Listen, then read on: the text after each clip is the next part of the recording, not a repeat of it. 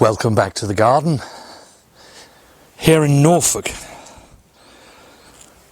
I had one or two questions, especially over the last video that we released, but in particular a running thread through all change in plot 3. And that's, when should I be sowing my vegetables for an autumn and winter harvest? Well, you can be doing it now. This is a new variety of cauliflower to us. For those of you that follow our channel and have been for a while, you will know that last year we sowed two varieties, one called Snow March and one called Aylesmere. But going all the way back to, I think it was February, it might have been early March, but we made a video on gardening through the cost of living crisis. And if you remember, I went through the seeds and thought, what can I eliminate from that so that I don't have to buy so many? Well, I think I've managed to do it with these cauliflowers. We won't know until next year, but I think we have. It's a variety called Vulcaran, and it can be sown between the months of July and August. This is clearly July. And by sowing them now, that should give us a harvest in March 2024. And by sowing them again in August, that should then give us a harvest in April of 2024. So hopefully we've thinned those seed packets from 2 down to 1. Now, in today's video, we shall explain to you when you need to be sowing your seeds so that you will have a harvest for autumn and into the following year. And also along the way, we shall give you our top tips for the month of July.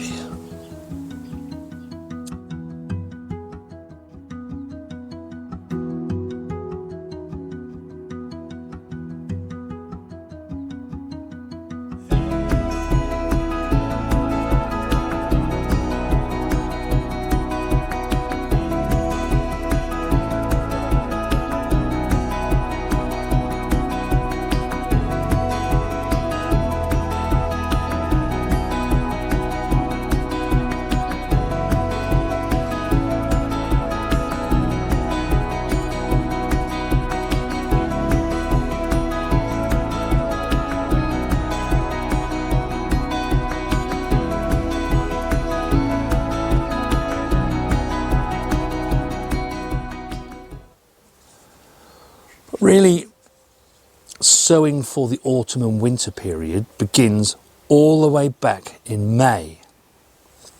If you remember in our video, All Change in Plot 3, we put our sprouts in and kale. The sprouts and the kale were sown in May and they were planted out into this plot in June. Sprouts and kale, sprouts in particular, needed a really long growing season, so they were planted into the ground in June and we won't see a harvest from those until sometime in November.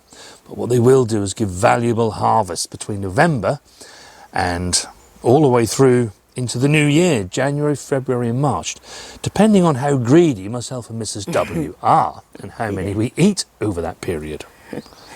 And you know me, if there's something on there in November, I'm going to be eating it to have the first sprouts of the season. But then you can trace it even further back, the sowings that you make. April of this year, we sowed our parsnips. They're not due to be ready again until November time. There'll probably be something there, late September going into October. But being an old traditionalist, I do like a bit of frost on the parsnips to make them sweet. But is that right? No, we can trace all the way back to the beginning of April. And if you look here, the leeks are in the ground. These were sowed at the beginning of April. And as you know, and if you don't, if you're new to our channel, go back and watch our, I think it was the latest video we put out, which was all change in plot 3, part 2. That was when we planted those leeks out. So really, you're sowing all of the time through the months in order that you have food for autumn of this year and also into the following year. And then lastly, in this plot, we put our Swedes in. We do have a catch crop of radishes. And where these holes are did, where there's nothing in them, well, this evening they shall be receiving some plants. However, we do have a problem. Now, we had some severe storms that blew their way through earlier this week. 2 whole days of them. The rain was most welcome. It really was. Water butts are very full. Full to bursting. But the winds. We had some really, really high winds. And unfortunately, with the peas being fully laden, it started to push the arch over. Now, the prevailing winds in this garden very often come this way. So the coast is over there. The winds come in and they push everything this way. So we've had to take some action. This arch never broke, not at all. It's not broken, but we just needed to put some supports in the way. Now, it's really calm this evening now, so there is no wind about, but we haven't taken them out simply because we're expecting some more thunderstorms and windy weather to come through this coming weekend, so we're leaving those in place. But what I do want to completely stress is that this is not broken. It didn't break at all. It was just leaning very heavily over in that direction. And you can see it's so full of peas, so full of harvest, which I'm amazed because normally Mrs. W eats all the peas before. I can't keep up with them this year. But yeah, we've just had to put those supports in place, and hopefully after this weekend they can come down and the arch can go back to being freestanding again. Now, July is very often one of the driest months of the year, and if you're not like us in No Dig, one of the things you can do to really help yourselves is to mulch. Get some mulch on the surface, and then that will stop the water evaporating when it does fall. As we're into July now, you never know when it's going to strike, but blight could strike at any time. And if you notice the telltale signs of blight on your potatoes, then you need to then cut the haulms down. These are the haulms. I know they look like stalks, but for potatoes they're called haulms. And yeah, if you see those signs that they really are looking blighted, then cut those haulms down, cut your losses, and get those potatoes out of the ground, and you just have to live with the harvest that you have. In lots of ways you trust to luck. It's a mixture of high humidity, rainfall and heat that causes the ideal situations for potato blight. And if you do get potato blight, one of our top tips is, once you've been handling the foliage, you can compost it, so you can get it on the compost, or if you want to put it in your bins and get rid of it, that's fine. But ensure where you've been treading along the ground and where you've been handling it, that you don't go into your greenhouse and start handling your tomatoes. Because tomatoes and potatoes are from the same family, and they both suffer with the same diseases. Now, although the hecticness of sowing seed earlier in the year has now subsided, there are still things that can be sown, and we'll move on to that later. But as you can see down here where we had our beetroot, we also had some radishes too. They've now been harvested, they've gone. And we have something else to go in here to replace those. So it's important that we do still keep turning over the seed sowing process in order that we have plants ready to go into the ground. And as you can see here, we have some plants ready to go in. And as I always like to say to people, when you think something is coming towards its harvest, maybe within 4 weeks of it, preferably, you can sow your seed so that you have plants that are ready to go. Sometimes weather conditions or something else might interfere with that harvest. And as you know, the broad beans harvested really quite late, so we had to pot on our sprouts. But in the main, this is the sort of size plants that we like to put in.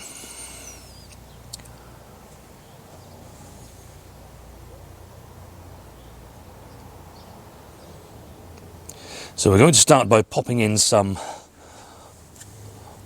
Romanesco, and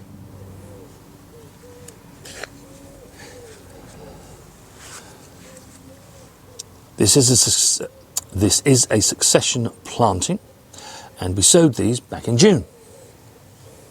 4 weeks on, they are now ready to pop into the ground, and in they go.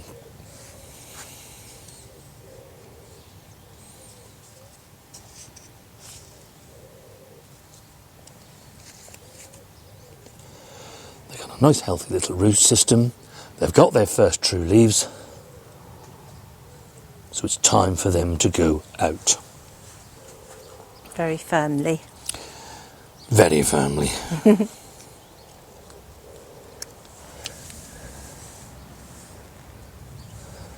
And that's the 3 Romanesco. Now it goes without saying that they should be watered in once we have finished.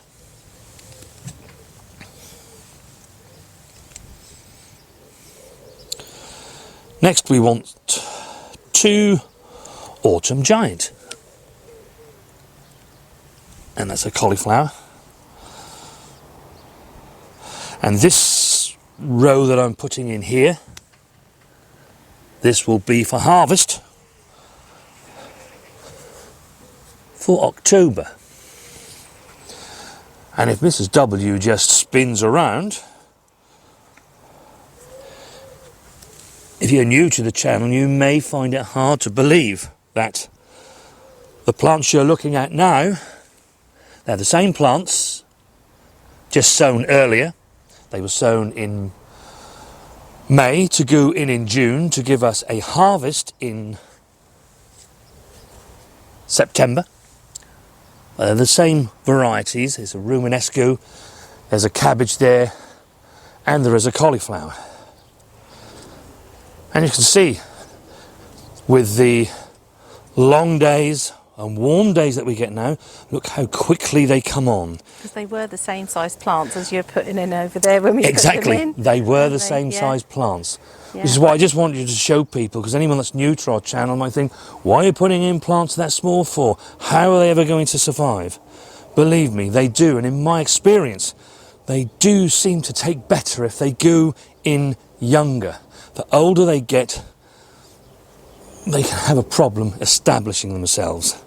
But these are barely 5 weeks old. Into the ground, yeah. Yeah. And they looked just like this.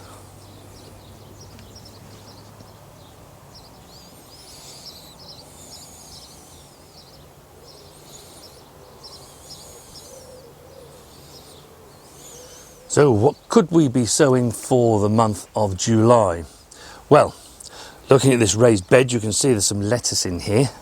And to keep the continuity going, you want to sow some more lettuce. It's the same with the spring onions and beetroot. If you sow those during this month, then you will have more to eat as we move into the month of September. And although we actually like to get our carrots in during June, we actually didn't. They're going to go in this weekend. There just wasn't the time to do it. There's so much to do. Really doesn't matter that much. Ideally back end of June, but July's not really going to hurt either. So during the month of July, if you haven't done so, then sow your main crop, carrots. And of course, it's not too late to actually sow French beans or indeed runner beans. If you're a little behind, or you're like us, and there are peas, we had trouble germinating them back in March, so they're really now in full production as far as harvest go. But in the next couple of weeks, they'll be gone. But what have you done, Mrs. W? I have sowed the runner bean seed and also the cobra French bean seed, ready for the peas to come out. Fantastic. So when they come out, they will go straight in their place. Also during the month of July, you could be sowing some chicory, kohlrabi. If you get your kohlrabi sowed now, it'll be ready for you to harvest as we move into autumn. And also Chinese cabbage. And it goes without saying, you've seen earlier in the video, keep sowing your seeds for those vegetables that you want to harvest next year. So we've done cauliflower today. Once we finish this video, I shall then sow cabbages, which I will expect to harvest during January, February, March of next year. You can see the raised bed is looking really quite good. Spring onions are starting to fill out, lettuces are coming along nicely. Even the tomatoes, in fact we've even got tomatoes on the outdoor tomatoes, which is really good. Fantastic. And of course the tomatoes that are in our greenhouse, they're a little bit more advanced. That's only to be expected. They're under cover. It's nice and warm in there. Probably not as advanced as some of you guys out there from what I've been hearing. But as you know, we planted these a little later than we would ideally like to, because we were concerned about the really cold weather and the cold spell we had during the latter part of May. But regardless whether they're indoors or outdoors, it really pays you to give those a feed and help those along. For us, we don't go buying feed, we make our own comfrey feed. We also use the runoff from our hot composter. That's a really good feed. We've found that to be really good, haven't we? We have, definitely. It's a really good product. And you can use that feed for your tomatoes, as I say, your peppers, chilies. They really do enjoy that feed. But in particular, the raised bed where you have things like tomatoes, courgettes, cucumbers, they do need to be topped up with some feed because they don't have access to the ground like our other vegetables. So it's important that we do give them a little bit of help. Now, we won't use anything synthetic here, and that's why we make our own comfrey feed, our own comfrey teas. It's an organic feed, and you can see they look really, really good and healthy. They haven't been in here too long. How long ago did we make this video? I think it was 3 weeks ago, was it? 3 weeks. Yeah. 3 weeks, I think, yes, yeah. Yeah, as soon as So, they yeah. got into that soil, they were away, weren't they? Yeah. They will really benefit from a nice feed. Yeah. And the other thing that I'll be doing is giving these potatoes a feed. They're only 4 to 6 weeks away now, in my guesstimation, from being ready to harvest. And potatoes being really hungry plants, it'll just give them an extra bit of boost. And remember, as I said earlier in the video, the potatoes belong to the same family as tomatoes, so they benefit from the feed in the same way that the tomatoes do. But July is another month where there's lots to harvest. There's lots of great things that you could be harvesting. And I may not mention them all, probably because we don't grow them all. But we have cabbages that are ready. We have the side shoots from the Calibris that are coming, and we've been picking those away. This month, towards the end, we'll start to see the onions becoming ready for harvest. Indeed, some of these varieties are already becoming ready for their harvest. And you remember when I said about the multi-sowing that we do? Well, these will be medium-sized onions. And we're on course for, I don't know, I guess, a harvest of 400 plus onions.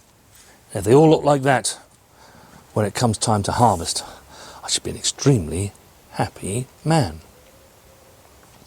There's still carrots to harvest. They will continue along their way to grow.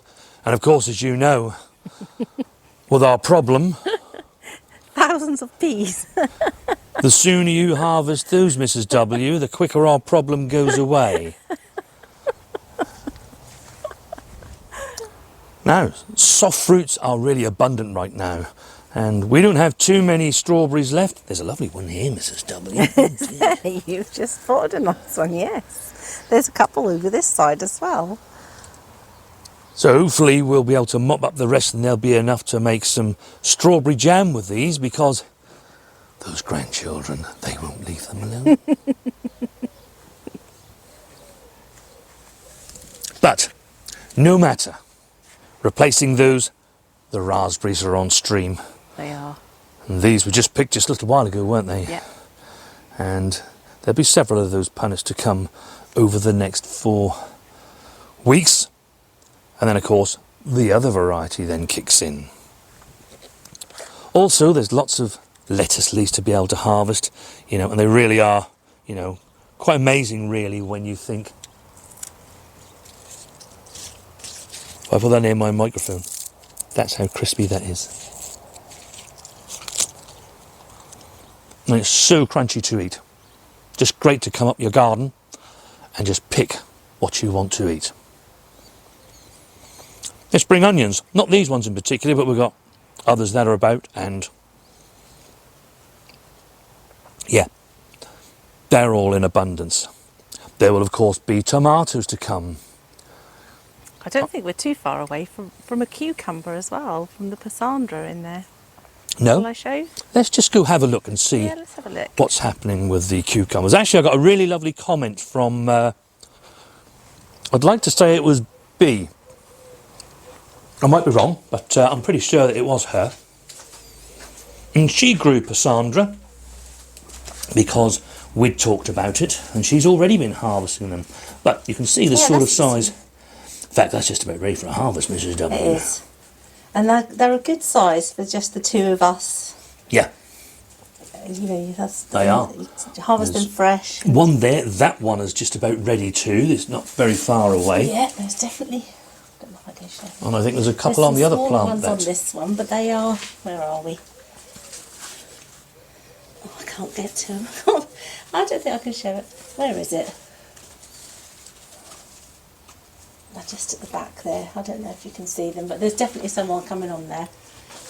And there's two plants there. This one on the left is going slightly mad.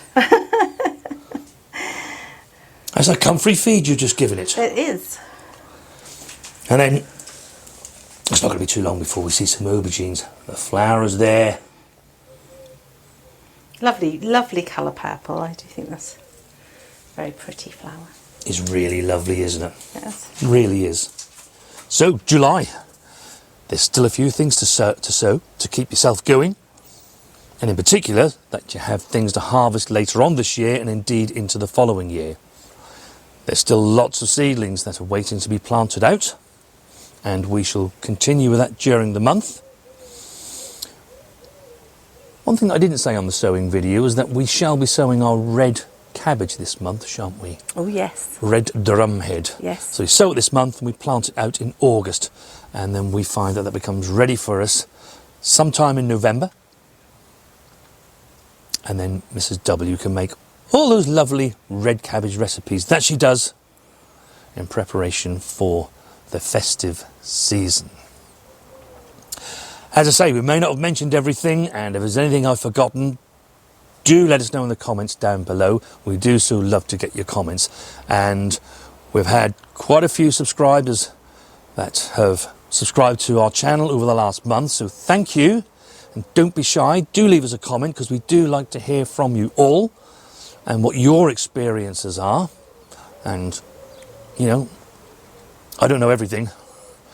We learn so much from each other, and all that knowledge is all down there in those comments down below.